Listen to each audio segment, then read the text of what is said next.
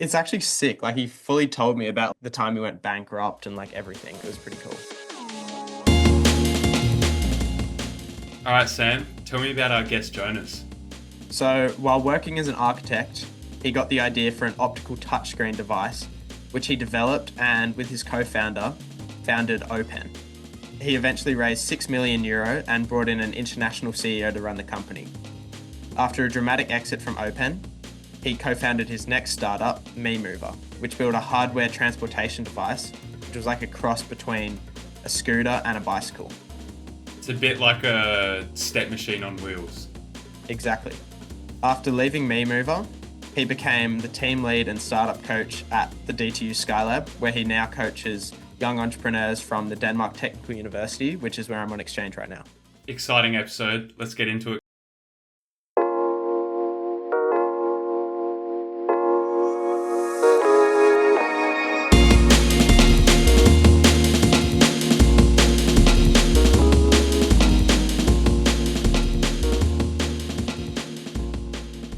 All right. Well, thank you for coming on, Jonas.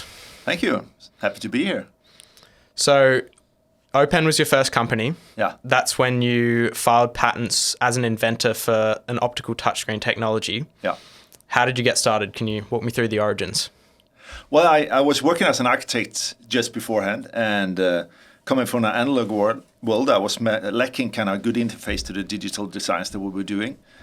And I've been thinking about some concept of a touchscreen for a long time. They were very expensive at the time and very hard to get. So basically, by chance, I stumbled upon this optical technology when I bought a new mouse. I had an old mouse with a ball inside.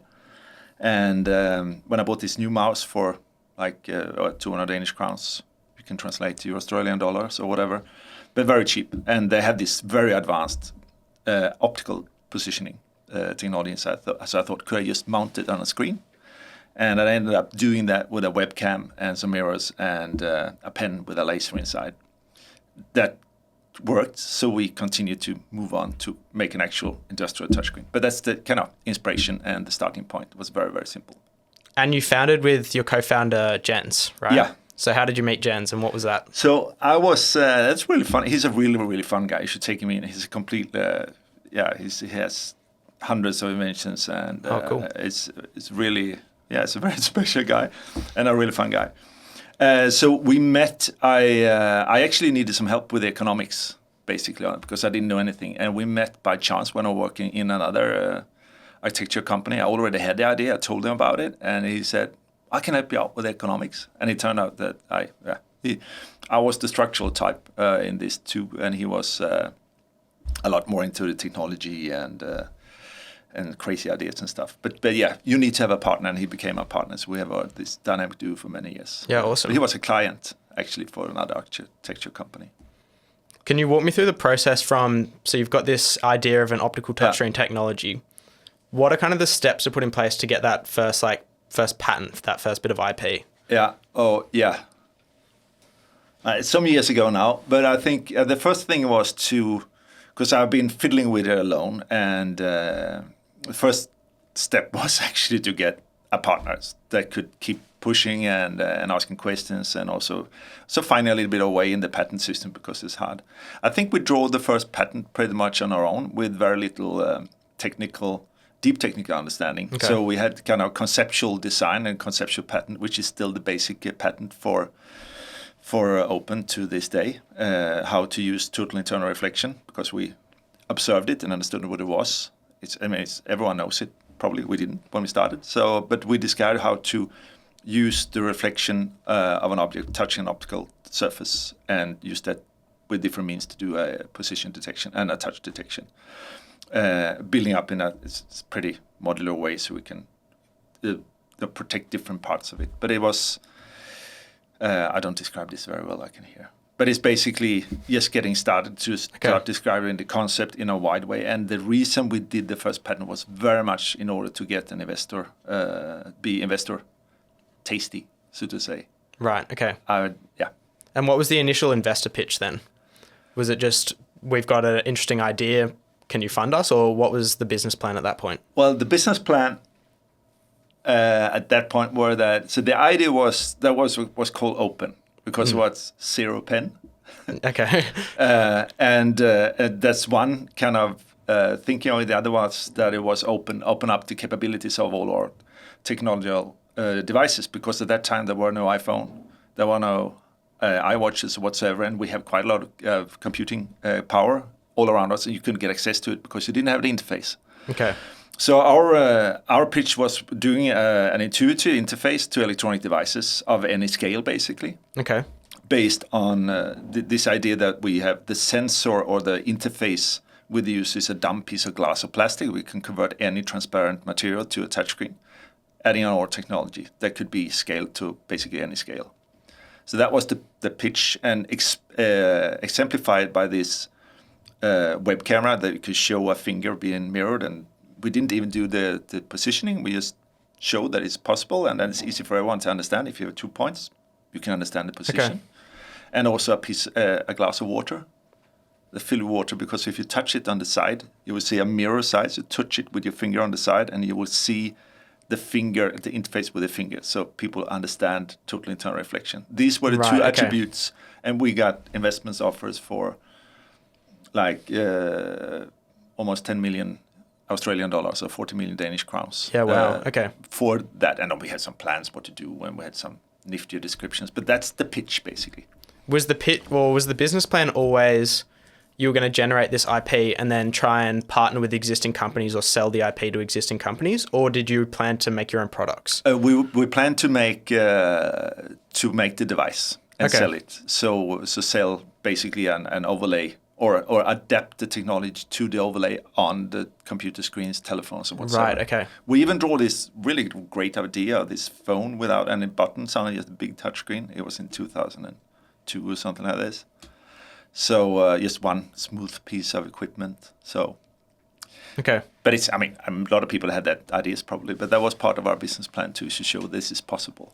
Did you ever make the product at Open? Yeah. Okay. So, and this is, so we went, I ended up being there for 7 years, I think.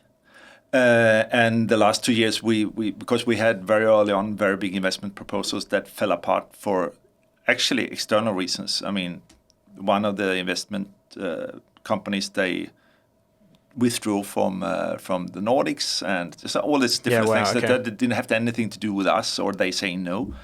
So we had some bridge loans, and finally we got a bigger investment, and then we started, doing the production, start setting up production basically, and that's also a learning because at that time, we hired a new CEO and all this kind of stuff. And what happened was that we were steered by the milestones by the investors to create this production line and so forth, which we did. Everything was ready. But at the same time, some of the specs we didn't fulfill. So that meant that we actually was starting to produce or ready to produce something that couldn't fulfill the needs of the customer. Right, okay. So that was a major crash. And then I withdrew because we had our second kid, and I said, I don't want to do this anymore. And then it went to Sweden. It's a $1 billion company today called FlatFrog Laboratories. Yeah, wow. Okay. So it is on the market today on relatively big scale. I think they got 2 times $100 million investments, at least, as far as I know. Yeah, wow. So that must have been quite a big decision to leave the company then at that point. Yes. So, it was. I mean, based on my research, you recruited Bob, who became the CEO. It's crazy research. That's really nice. So what was that experience like to kind of step down as the CEO and bring someone else in? Well, what are the lessons you take away from that? Yeah, I actually want to share a really interesting story, I think, because we had... So when we were doing all this investment, getting these final investments was really, really, really tough process. And when we got that in, I dialed down quite a lot on my engagement. I actually met with Bob. We got him in and some other people, and I was doing some new development for next generation, which was super cool, by the way. But at some point in time, I was approached by the engineers in the company, and they said, "Hey, we're not fulfilling the specifications, and we're just being pushed to do a product. This is wrong. You should say someone needs to do something." And they didn't dare to do it, but I said, if this is not changed, if we don't change the CTO or change the demands, we will quit. So I went to the board I went to the CEO first and said, "Hey, we need to talk about this," and he kind of brushed it aside and then said it to the board, and I got fired. Wow. So and he kind of, he made this conspiracy idea that I had started this out. I was approached. I had no idea, and I hadn't any ambitions in any way to do this. I was approached by them too because they were super frustrated. But I was fired and I was rehired a couple of weeks again because they realized that, oh, this is not the truth. But then it was the way I was treated, and it was really crazy to be accused of something like this without any chance to defend yourself or any chance to. I mean, it was a completely different side of that person that I knew and liked. That was. Yeah, wow. It was really not nice to be in that situation. So that's also the basis for that. At the point when you were fired, what was the equity arrangements like? Like, did you have enough control over your company to... No, by no means. I mean, at that point, I think I had like 20% maybe of the company. Okay. But it's like if you... And that's also the way that he fired me, was this fired on grey paper, like doing a... What's it called?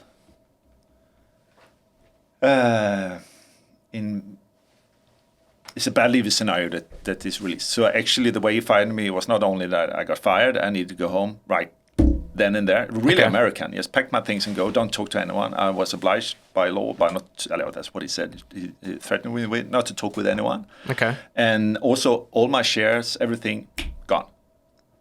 So it was revoked later on. But that was kind of that was the initial, he was trying to do, right? Is that even legal? But if I had been acting on malintent, on bad intentions, there is a clause for this. Okay. Right. And I don't know if it would be really hard for him to take it. That would go to court in that case, I think. But that's in the contracts with the investors. You should be careful with the investors what you do, right? Because you will lose. The control of the company was lost. Right. For me at least, right? But yeah. How much experience did you have with investor terms and sort of getting that right from the get-go? I mean, considering it was your first company. Yeah. Zero, I could say. But also, I think also at that point in time, this is 2006 or 7 when I got the investment. I think I stopped in 2000. I knew I stopped in 2007, so that must be in 2005 we got the investment in, the bigger investment. And we had a number of different smaller investments earlier on, and bridge investment, that kind of stuff. But the investments climate were very different. So the first $1 million we got as an investment from one of these seed investors, they got 40% of the equity. Really? And that was standard at that point in time in Denmark. Okay. So that would never happen today. They would look at like 5-10%, something like this. So you're really eaten up. And what happens later on, of course, they want you to stay on. So the initial investors get diluted and so forth. So we were familiar with a lot of things. But again, this bad leaving scenario, this is something I completely accepted because, of course, I would never do anything bad about a company. I just didn't think it should be used against me in such a devious way. But I had no experience, but we did work up some experience. But this is, of course, something you should be. You're always advised, mostly by we were at least by the investors and the lawyers. And we had also an occasion when we had a lawyer working for us, doing dialogue with our new investors, and then since they knew that the investors, they always pay more. So they said in the middle, basically, of this, before we started drafting actually I think we had drafted a letter of intent. Then he jumped side to work with the investor instead of with us. Yeah, right, okay.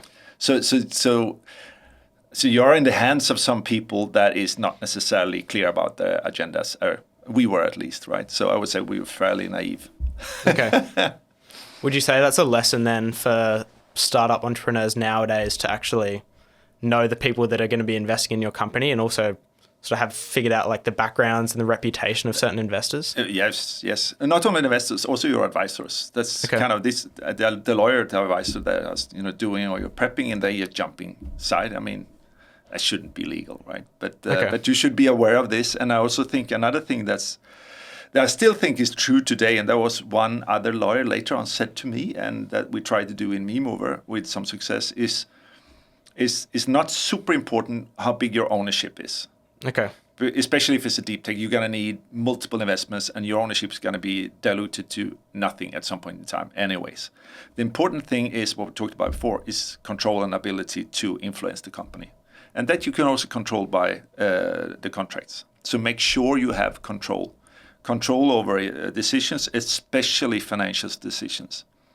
So you can veto or you can also take in money. Because if you are diluted to you don't have majority, and the investors basically could force through a new investment round with new terms, right? So you can really be flushed out very easily. Okay. So control over decisions is, and I still think that's true, is more important than ownership stake. Give away ownership if that's the case, that's fine. Make sure you keep control. What are the specific terms in, say, an investor contract that actually retains control for the founder? Well, there is, I don't know what they call it, but basically there is a lot of investors that are put in these kind of requirements that they can either stop. So we've been in later on in a situation where we they basically had a veto right to new investments. That's equally important. So investors have a veto for new investment. Yeah. Okay. Or that could be. This was a Chinese investors, but they had a. If you should write in some kind of provisions if the company is in acute need of money based on the decision taken by the board, the present board, for instance, because sometimes the investors don't show up to the board meetings and then you can't take decisions. And if you do this every enough time and you are not a running company, you will run out of money. And if they then don't accept that you find new money, then you're dead. And since they are typically having a bigger amount of cash than you have, they're more ready to do a hostile takeover or of a bankruptcy, which happened on, they tried to do on MeMover. Okay. But that's one thing. The second thing is about make sure that you have operative influence in terms of both hiring key personnel and also taking major decisions. That you can do specific writings. And the investors do this. They make sure they have influence over major decisions, right? So you should make sure you also have that, and also maybe that there is some kind of weighting that you, together with another founder, have some kind of some leverage. Positive, some leverage in this case. Okay, I don't know the legal terms, but that's super important for you to have, especially early on, right? Yeah. Wow. That's definitely an interesting story. I don't know if I really expected that actually from. I have some really cool stories. I also have from MeMover. Okay. That's going to come later on. Yeah, why don't we just get started in MeMover now? So you have this idea for a new transportation device. That's going to be a consumer product. Why don't you walk me through the origins of MeMover and what was the idea behind the product? Why did people need another transportation machine? So I'm really interested. So basically, since I was a kid, I've been drawing some different stuff. One of the things is it's like variable transmission. Okay. That Explain. Is with no gears. You can change it's kind of the golden arch. What's it? Not arch. Whatever. It's kind of great things in mechanical. You know this. In mechanics, you do a variable transmission with a high transmission ratio and a few moving parts. That would be fantastic. So I've been drawing that. So parts of this has also been merged with my interest in when I've been moving around. I've been using all different kinds of transportation, like biking and inlining and so forth. And bike is too big to bring in the subways or to some place you can't take it. In Sweden, you can't take it on the bus and the subway, all this kind of stuff. And I've been moving around a lot, so I couldn't have a bike, by the way. So I was doing a lot of inlining. But what's inlining? We're doing inlines, roller skates. Oh, okay. Yeah. So when you and inlines are fantastic, but they're pretty. I mean, if you hit something on the road, you just topple over, and if you do on cobblestones, if it's raining, it's super dangerous, right? Yeah. So the idea was basically to merge these two: the variable transmission that comes from one place, and the second thing was this: if I could use some of the movements or a safe way of doing roller skating, basically. Okay. And then. The backstory is really funny, I think, because my wife was pregnant. We are kid number one, and we went to Amar to have a dive in the ocean. Okay. And on Ammerfälle, there is this kind of wall towards the sea, which has a very steep angle on the side, so you can actually walk, and it's like 45 degrees asphalt. Okay. So I was trying to think, can I ride on my inlines along this? And I realized when I lift my foot, I just let it glide down the slope and lift it again. And with very little effort, I run super fast. And so you're on the slope and you're going up and down, like kind of like that? Yeah, so basically it's like crossing a very steep slope traversely. Okay, Yeah? okay. Yeah, I see. So instead of having this kind of inline you push outwards, which is really, you don't have really strong muscles for that, you have to train that. But this is just the ordinary stepping running muscles. And then you're kind of using the gravity of the slope. So you're going down and you lift your foot, that's easy. And then you push with all your body's weight and like this. It was super fast. I was like, this is the motion, up and down, not to the sides. And then really, so when I do up and down, it's super easy to do a variable transmission because you don't go around. So I merged that into an idea of a tripod-like solution with back wheels and pedals that move up and down, and basically as a transportation device, right? Okay. So and it kind of worked. We built and I think it was really fun. So I started building some prototypes on it. We're talking with people which thought, absolutely most of the people I spoke with thought I was super crazy. Why is that? Because what the fuck are you doing? This is it's a transport device. The first prototypes look like a Frankenstein thing. Okay. And it's like, we have the bike, why should we use this? And I have the idea was that this device could be folded in a very, very neat small package. It was called foot, which is like, in Sweden, in Danish, you can foot around is when you're shuffling around, or foot or future urban transportation system. It had many different names, but it was supposed to be in a small box basically. And then we started. Then I got some. Actually, I was alone as a founder at this point in time. We're doing some really nice designs and also some business concept that started to attract some people. So we got some investments in, and just at the same time, I also met with Jacob Thiel, who became my partner in this, who is an engineer. Okay. Also one of these crazy types we meet. So then we started actually to make sure that even though we wanted this very tiny foldable package, we would like to have the driving feel first. So it was nice to drive, it could go as fast as we wanted, and it was safe. Okay. So that's what we tried to do. And when we achieved that, we didn't have any money left, basically. But we had a prototype that was looking relatively well. Okay. And it was super nice to ride. It was really fun to ride. It was really, really good exercise. And it was really maneuverable. You could use it in the city, very crammed, or even indoors. And it was, again, really, really fun ride. Okay. And that's when we did a Kickstarter campaign. Yeah. So one of your early marketing points was like, it's fun, it's good exercise, and it's, transport from A to B. Yeah. Which of those three did you find most resonated with the early customers? I think we were pretty good in selling the idea of this fantastic commuting.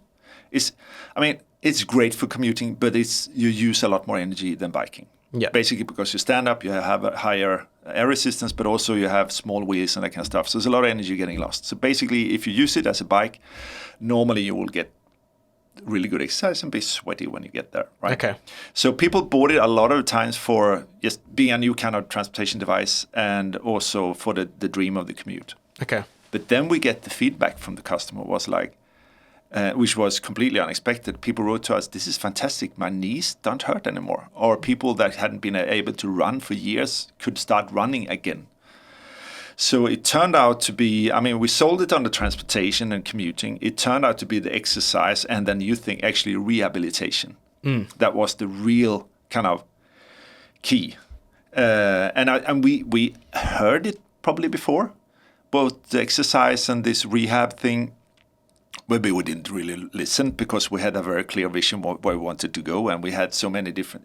This was kind of a little bit of blue ocean product because it's a completely new product category. Yeah. So we were really struggling to find a focus, and we kept our initial vision dream as the focus far too long in relation to what we should have had. Okay. Because again, the rehabilitation and exercise benefits from the meme mover were so large, but it didn't match our dream. Okay. But that's what we eventually kind of focused on, and that's what is still the case for meme mover today. Because you work and people, you improve your balance very fast. You don't think that because you stand up basically on one leg at a time on something that is moving. It's not that it's super dangerous, but you learn to quite easily to use it extensively, and the body adapts really fast in the same time, strengthening your ligaments and also improves your balance, which is super, super crucial. So that is the point today, and that should have been from the start. That's so interesting because I feel like as a startup entrepreneur, like you always have your vision of like, this is the problem I'm going to solve, and like this is my whole, I guess vision for the company. Yeah. But when your product and your customers are telling you something different, what's some advice on how to like almost change your tune? Because it seems like you should have focused on the injury rehabilitation stuff earlier and maybe like got into like physios or like that kind of scene. So what's your advice? Well, the advice is to. There's one thing we did. Let's say the thing we did right first. So is that I said we were focusing on developing a technical product to give us the feedback we wanted. And so what we did right is that we had a core customer or a core user at hand. It was ourselves. Okay. So we didn't do this for someone else. We did it for someone that has the same interest. And also, since this is a product for humans, we built more or less the same way, everyone.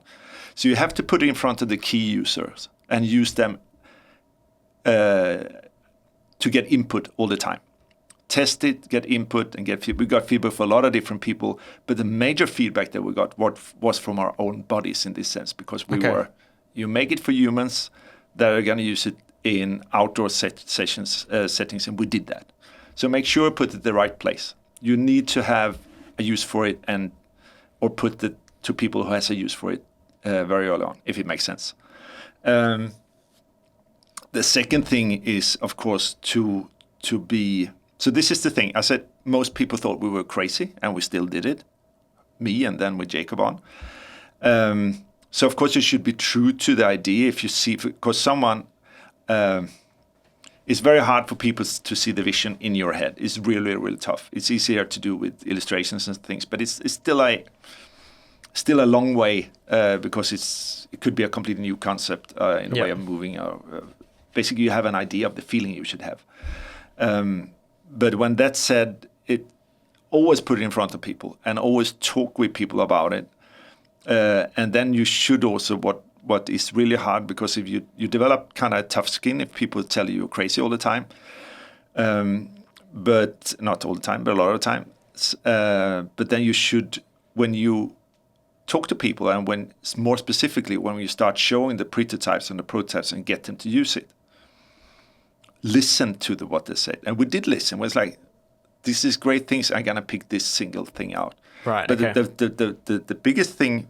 So we have two ways we could go also. It was the biggest thing that we got from people from the start. It was like, it's a really hard exercise. They said it and we're like, we were trying to explain why it wasn't that bad. And it's actually a good thing, right? Okay, yeah. They told us several times. We didn't really listen because we wanted this transportation device. It should be slick.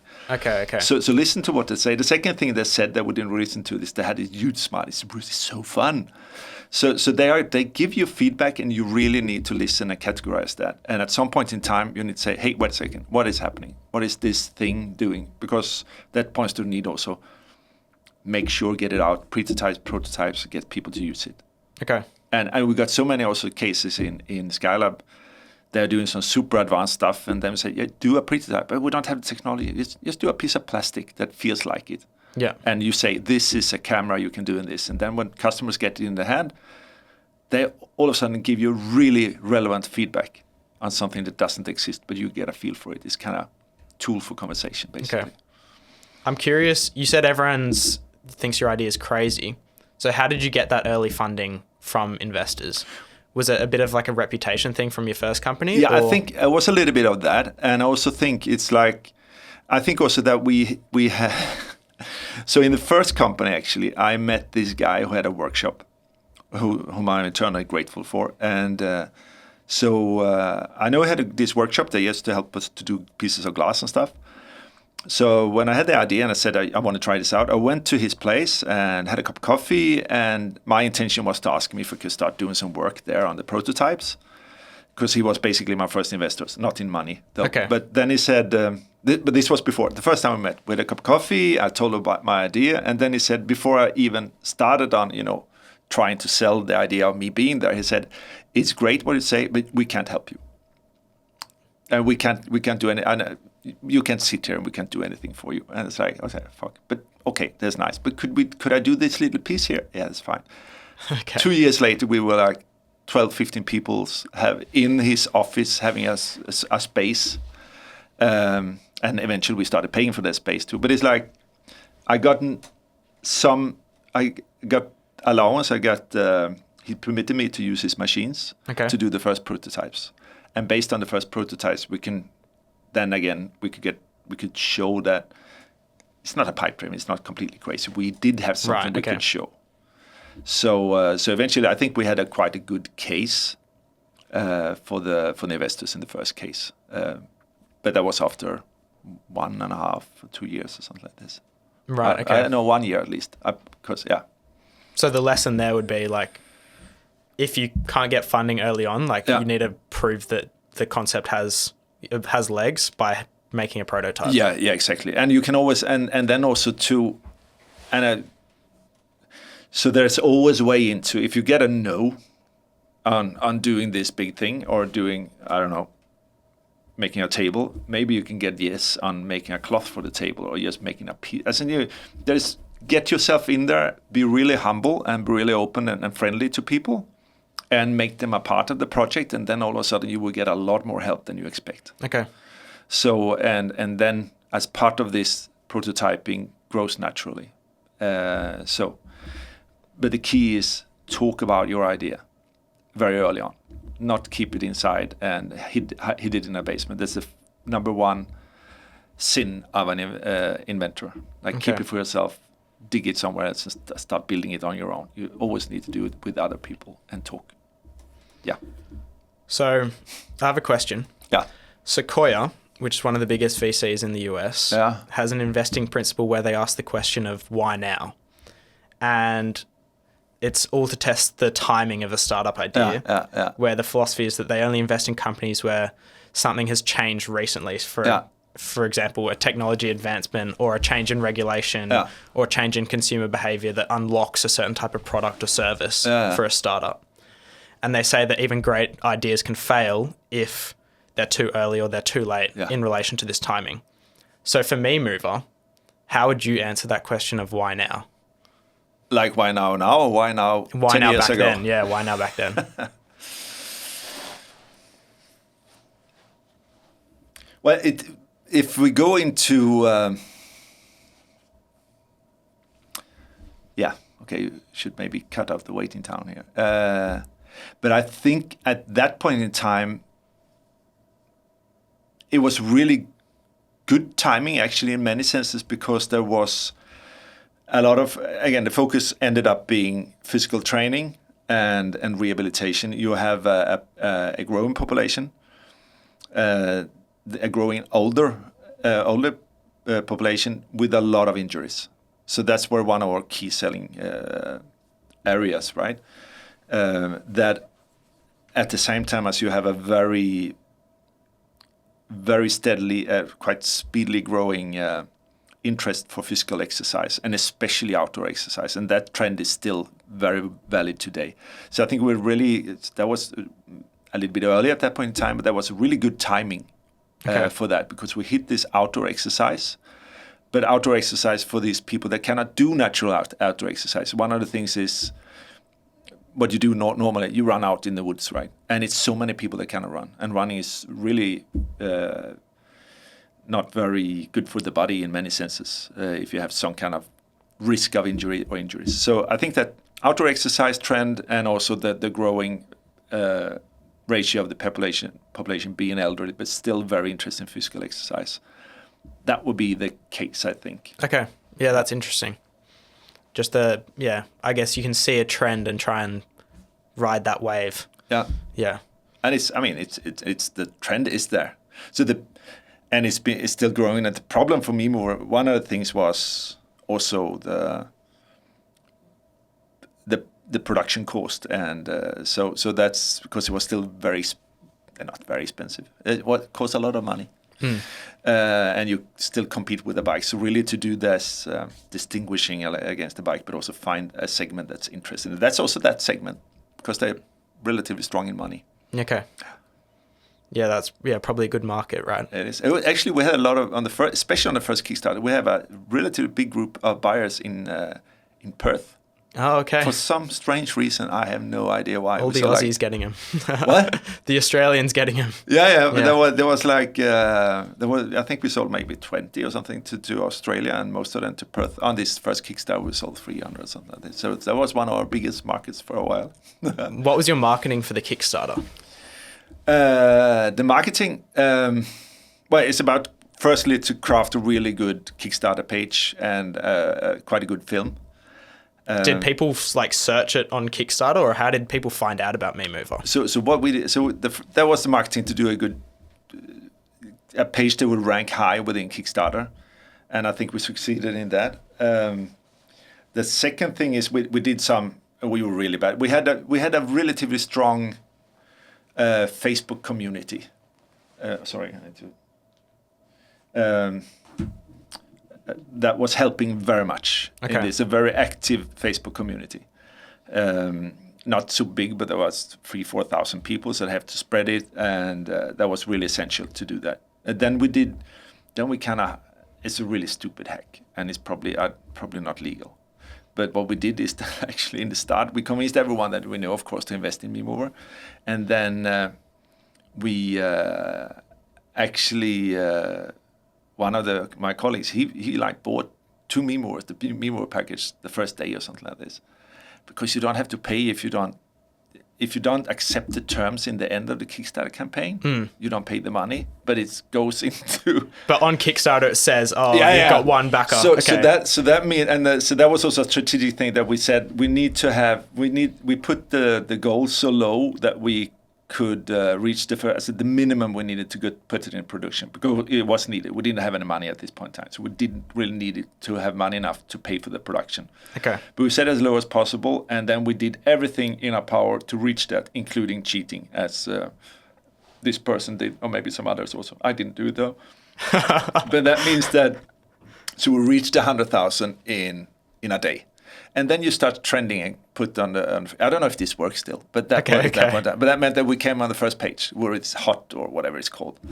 And then again, the page was pretty good, and we got some press coverage and blah, blah, and then it starts rolling on its own. So it was good crafting, really good crafting, a good basics Facebook community that's also, pitched in very early on. So we were, even before we started Kickstarter, we were very confident that we would get the money. We almost knew that we were going to get the money. Okay. Before we started. So by helping a little bit, but also getting all these people to pitch in, then we started trending, and then it kind of grew. So it was, at that point in time, it was the biggest Kickstarter in Denmark. Yeah, you blew out your goal by quite a bit. I found the Kickstarter page when I was doing some research. So. And we looked at it the other day. I haven't seen it in like 6 years or something. Yeah. It's fun. Yeah, it was fun. I was a lot younger then. It's like, but it's at that point in time we were the biggest in Denmark, and then later that year, Mate came on, not on Kickstarter but on Indiegogo, the electric bike maker. Okay. And so instead of us being the biggest one, they kind of blew it. I think they got $1 million. We got 330,000 or something like that. Okay. So it was really irritating. And then they didn't develop their own product. They were just rebranding a Chinese product. I'm still irritated on that to this day. But anyway, yeah, we did good. How did you view the competition between Me Mover and bikes? Well, that was the big problem always. So it was, on one part, we want to say how similar it was. And we benefited from bike legality and that kind of stuff, because a bike can look whatever, how you want, and it's accepted on the streets. But we really needed to.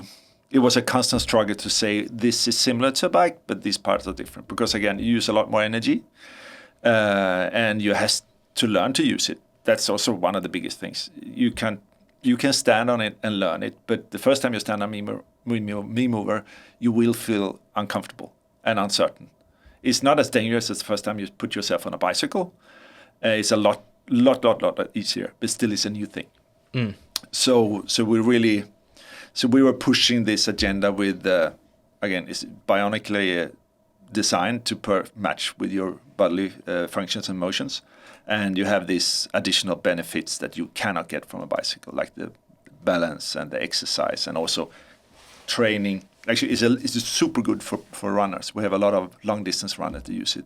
Okay. To take maybe 50% of the training goes away from running. You do it on a mover instead. That means that you get a lot more exercise without getting injured. So you have some elite runners on a global level that use it for that, actually. Oh, okay. So we were focusing on that side. But it was a really hard balance to make. I don't think we kind of nailed it ever. Okay. A startup mentor back home once told me that founders should focus on the burger rather than adding on the fries.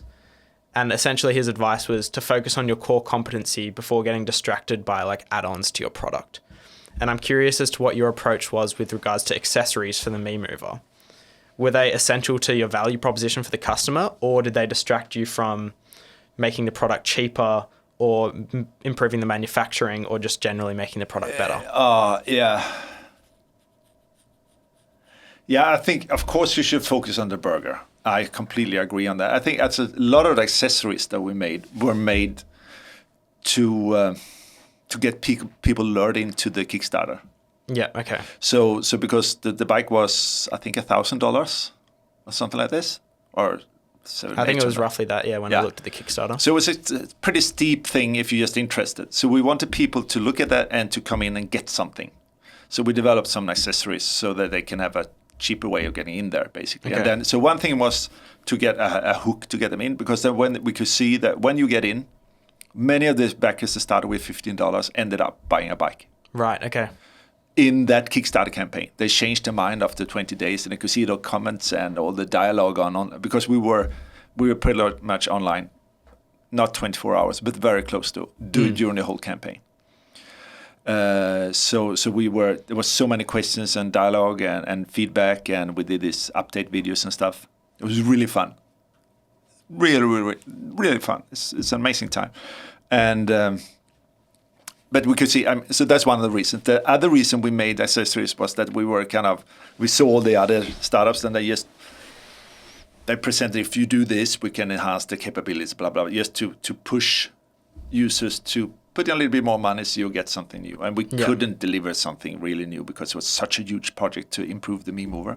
So that's why we did the accessories as a kind of shortcut, basically.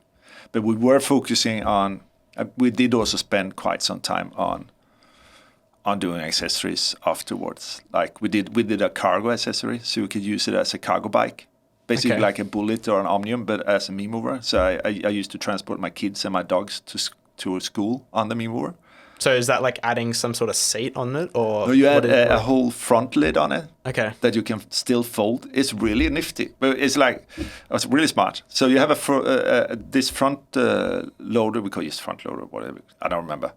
But with an own wheel, it's a really smart construction. So it had a flywheel in the front, which constructed so that actually you still drive with the normal wheel. So it was a four-wheel vehicle. Oh, okay. So it adds another wheel in the front. Okay. And more than a 1 meter cargo bay, so it could have two kids and a dog on it. I see. Because I also had a Nihola, and then later on also a Bullet, So I have cargo bikes, but with the Me Mover, I didn't need that. But that was quite a big thing. Also to get, so it never got out into production. Okay. So, but we used a lot of time in this kind of stuff, and we were a lot of engineers in the company that were very focused on that. So yeah, you should focus on the burger. I completely agree. It's hard to do it sometimes though, because it's so fun. That's like develop a new Me Mover. It's going to take us 2 years, but do this. We could do it in a couple of months, and then it's never a couple of months. It's always drags out. Well, yeah, I did find it interesting because when I was scrolling through the Kickstarter page and looking at the comments, so many of the comments were like, please add a carry bag, like I need to put in my car, or like, this and that. Yeah. So it did actually seem that focusing on some of the add-ons was actually beneficial. Yeah, definitely. So it's definitely a balance between the two. And clearly, but you need to select it right. You really, and basically my net of the accessories goes into a different, like this bag, for instance. It was a huge thing to get the bag. So I think we ended up not doing it, but we used a lot of time because it was a new technology for us. We didn't know where to start, right? So find, if you could do something easy with the existing knowledge, okay. But you need to do the cost benefit thing. We didn't all the time though. Yeah. Awesome. So I've talked a lot about the product. Yeah. After the Kickstarter campaign, what was your strategy for growing the business from there? Did you try to pivot a bit more into the injury rehab section? And how did you do that? Yeah, so it was basically based on the feedback after people. I think it took a year until we could deliver the meme movers. Okay. Because we had to set up production and blah, blah, blah. It's quite a big chunk of work. So when we delivered the meme movers, that's when we started getting this feedback from actual users. So then we started to pivot a lot towards that, and then we made a second Kickstarter campaign. Okay. That was focusing on that. Yeah. So what was the question again? Question was, how did you focus on the injury rehabilitation side as you tried to grow? Sorry. No, so we did two things. One thing is just to change our narrative, of course, but also pushing a lot. We have a very strong physical training, physical exercise, and rehabilitation sector in Denmark. So we turned to that and getting feedback. It's quite hard to get into that. And no matter what you do, but especially with physical products with the risk of injury, because you can also topple over on a meme mover and stuff. But yeah, so we were quite swift in changing the focus when we got this feedback, actually. And the biggest challenge was not changing the focus, but was changing our mental focus to give up the old lab we spoke about before, the kind of the dream. That was the thing that took the longest time. Our own stupidity, I would say. Would you say Meme Mover now, I know you're not there anymore, but would you say it's done well in changing its focus to this new market? Yes, there's still some legacy with this commuting transportation thing. I think they've done pretty well in that. Yeah, I would say so. And the year after the second Kickstarter, we were actually about to be break even and to run. But at that point, we were delivering our second or third batch. I think it was second batch of meme movers, like 500 units per batch. And then this bicycle thing, by the way, bit us in the back, because then the customs appropriate our meme mover, and they said we would ask them what's happening, and say, yeah, but we have to classify this in a way, and it's not a kick bike. We think it's a bike, and we said, well, it's not a bike. It doesn't look like a bike. I can see it's not a bike, and it's. But that's the only thing we have. So it's classified as a bike, and we would think it wouldn't be a problem. But that meant, since we were producing in China, we got a 14%, or it was more. It was 25. The customs were like 20%, I think. Right. Okay. And then there's a penalty customs of 50%, and this goes retroactively. So that meant we needed to pay for all the meme movers ever built, because we import everything to Denmark. And that's a huge chunk of money. So we had investors and also the financial the penalty was because it wasn't classified right coming in? Yeah, because we classified it as a scooter, basically. That's what we thought was the right thing, because you stand up on blah, blah, blah. But it was classified as a bicycle, and then we got this penalty retroactively. And in a minute, then I was very fast in communicated that to our investors, which were just financing with the interest rate, because everything was set up, and we had orders from the US and blah, blah, blah. We had pretty strong situation. We were going towards break even that year. But I think it took like 2 days.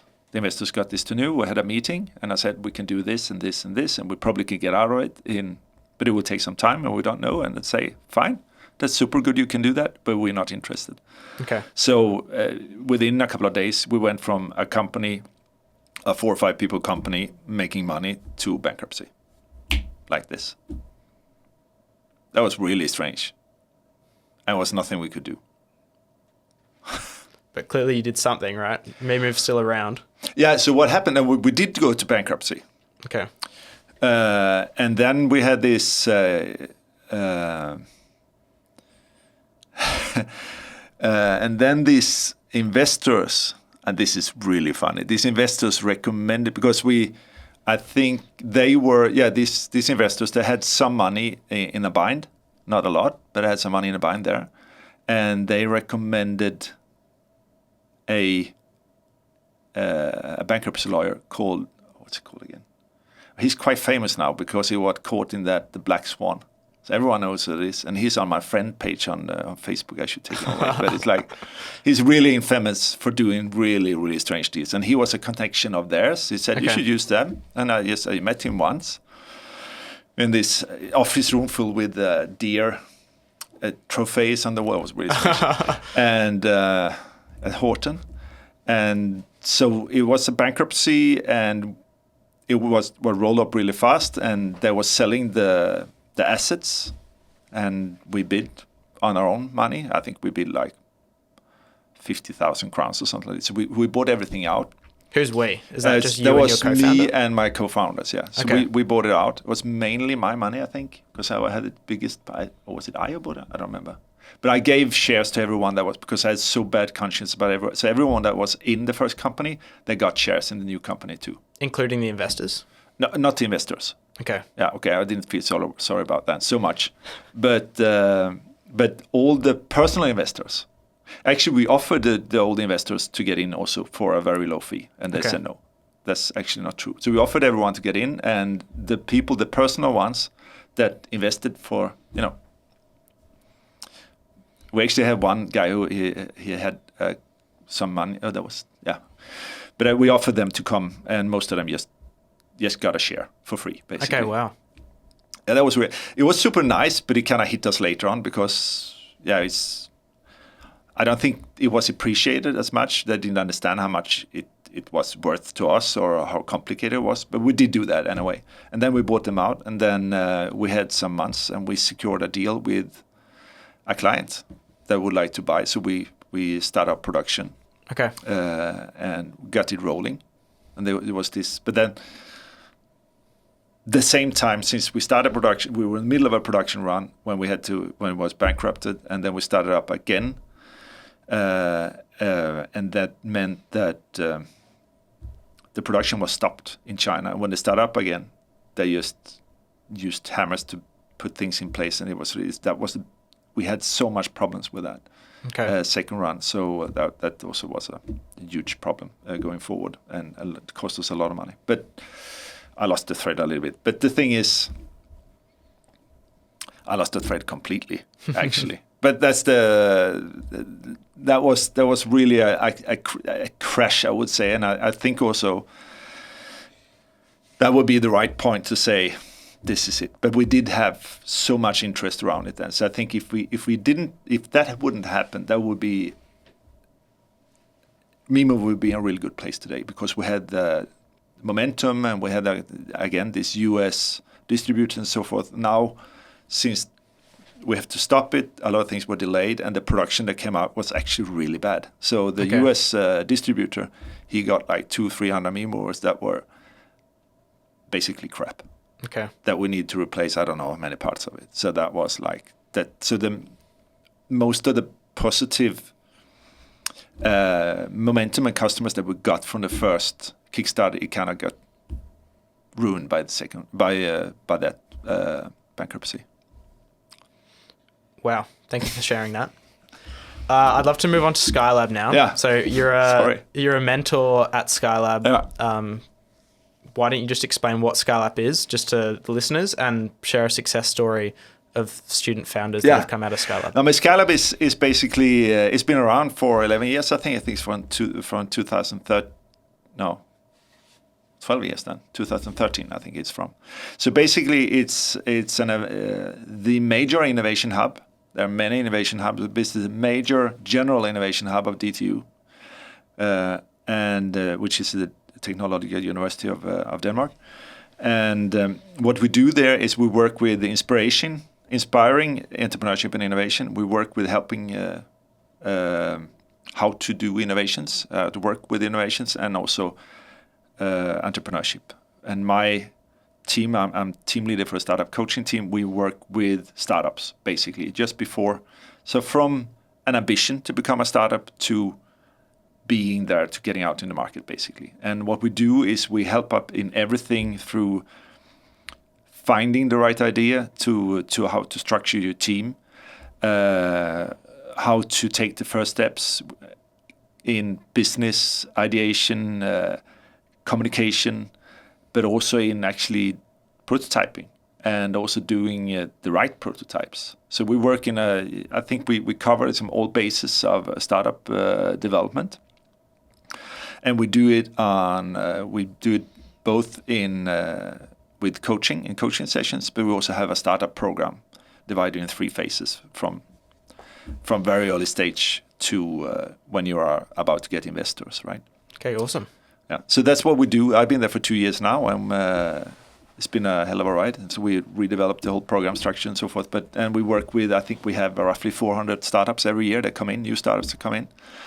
Startups being 2 guys with an idea, 2 persons with an idea, right? Yeah. So what we really would like to happen now is my personal opinion is, and the vision that's driving me, I want every student at DTU, and all the personnel too, but students is my main focus, should engage in a startup during their time at SkyLab.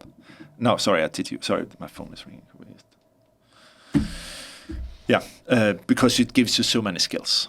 As said before, in communication, leadership, management, and innovation. You become innovative by being forced to be innovative, and you have to be that in a startup. So that's what we're trying to facilitate to as many people as possible. And if we're going to make we talked about this before about some success stories. There are many. I mean, if you take DTU, I think DTU produced or startups emanating from DTU raised 2 billion euros or Danish crowns. I think it's Danish crowns last year. Okay. So it's a lot of different success stories. I would like to mention 2. One is Meet Tomorrow, which is a deep tech startup. They started out as doing meat replacement with artificial or with stem cells, basically, that you can grow into any kind of flesh. It could be grease or fat. It could be muscle fibers or whatsoever to produce artificial meat. And their key knowledge was to grow stem cells really fast. And I think what they now do is that they actually focus on that. Okay. Talking about the beef, not the beef itself, but on the stem cell that produces beef, because there's such a huge need for stem cells. Okay. Or producing cells, basically, animal cells. That's what they do now. And they raised a couple of series. They moved out to Symbion and doing really well. They've been for a long time in SkyLab. It's a combination of a KU student and a DTU student. So it's a really nice project. Doing well. I think there are 5-6 people or something like this now. Many others are more successful, but it's a good example. And another one I want to talk about is this. There was 2 women from chemistry that came in. They've seen us in a session. We said everyone should do a startup and you should work with entrepreneurship and innovation because it gives you much skills. And said, yeah, we want to do something. And we want to do something with skincare products. And then we told them, well, you should find out what's interesting and what are people interested in. So they did a survey on the classmates, and they found out that people are interested in ecological or biologically sound products for skincare, mainly for sunscreen, because there's a lot of sunscreen products, but they are pretty poisonous, most of them. Okay. And then they ended up, there was a really nice start. So that was the concept. They ended up working in the lab and found out there is this one Scandinavian berry, as in completely, that you can find it everywhere, that has a UV filtering component in it. Right, okay. So they started it, and so this is such a beautiful story. They came in, so we want to do something. They started talking with people that they knew they want to do skincare products, and they found this freaking berry that can do UV filtering. It's really crazy. Okay, yeah, it's so random. I don't know exactly what it is, but it's a beautiful example. You come in with, as I always preach, I mean, the idea is not important. The only way because most ideas are crap. I mean, the idea with the transport device or the touchscreen with the mouse, I mean, it's basically it's not very good for start with. But it's it's too complex. It takes too much time. But when you start working with it, start talking with people, you get some people to coalesce around the idea, and then you start understanding the real needs and the real problems, or some real needs and some real problems, and also the technology. And you find out some new technology, and then it's when it's become interesting. Like these two girls, it's when they found this buried, and it's like, ooh, this is really, really, really cool, right? So that's what we're preaching. Find out something you're interested in, an area or a need, and start talking with people, and then you start building and developing and researching, and in that span, then the magic happens. That's what I've found as well. It's just that iteration and just like just testing things, and eventually something works, and that thing works, and it comes together. So that's. And also you got this team and this magical things that happens between people and different inputs, and then, but you need to start somewhere. So an idea is important as a starting point, nothing else. What do you see? So you see a lot of student founders come through SkyLab. Yeah. What's the difference between a founder who maybe goes off and actually has something that is relatively successful, and the founders that maybe don't? Oh, I would say there is no specific. I mean, one thing is what you need to have or you need to develop is this tenaciousness. I need to cling on to the different, because it's also hard to do a startup, and you will have a lot of conflicts within your teams, and you will meet a lot of ridicule or questioning and so forth. So you need to have that stamina, but that's something you can develop, right? And that's also why you have a team, because then you can go back and you can reinforce. Just avoid group thinking, as I said before. Don't get too focused on your specific way. That it can change. And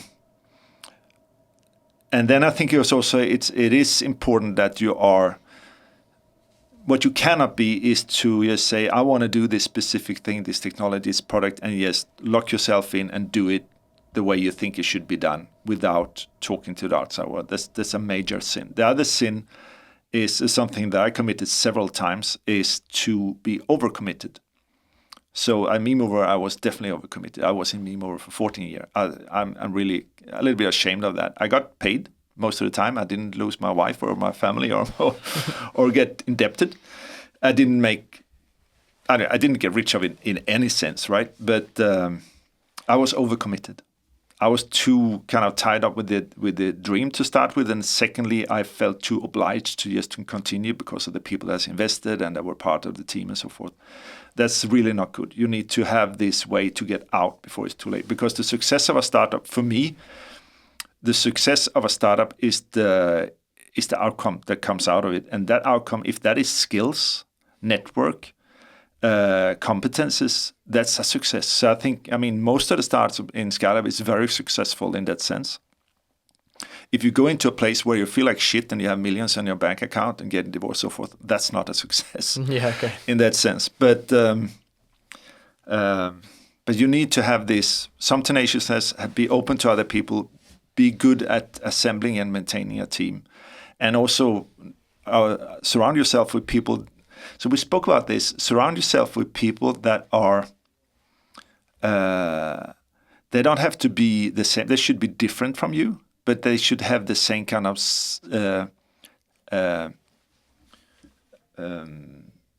of focus and speed and ambitiousness. Because if you are wildly different in your ambition, or in the motivation, and you're not clear about it, this is a recipe for disaster. Okay. So it should be diverse, but within the same direction, so to say. I think it's very important that you get logical, and that's also one of the things with Mimo that kept that up. I hired a guy at some point in time that was super risk averse. He hated risk, hated uncertainties. I don't understand why he worked in a startup, but it was great because I'm taking a lot of risks and I'm very open to new ideas and so forth. He's like, this balance is really good to have within the team. Okay. So logic and intuition and structure and some, flexibility and opportunity awareness and so forth. So to mix your team, and that's, I think, what's gonna put you in a space where you can be successful. Ultimately, as I said before, in order to be successful, there's so many things that need to match. I think Mimo was successful in that way that we made money. We sold like 4,000 or 5,000 of the Nama, I think it is. So it's a company that's alive. That's a success, but it's not a billion-dollar company, right? But if you to be that big success, the unicorn, you also need to have, as you said, the right timing, but you also need to be lucky.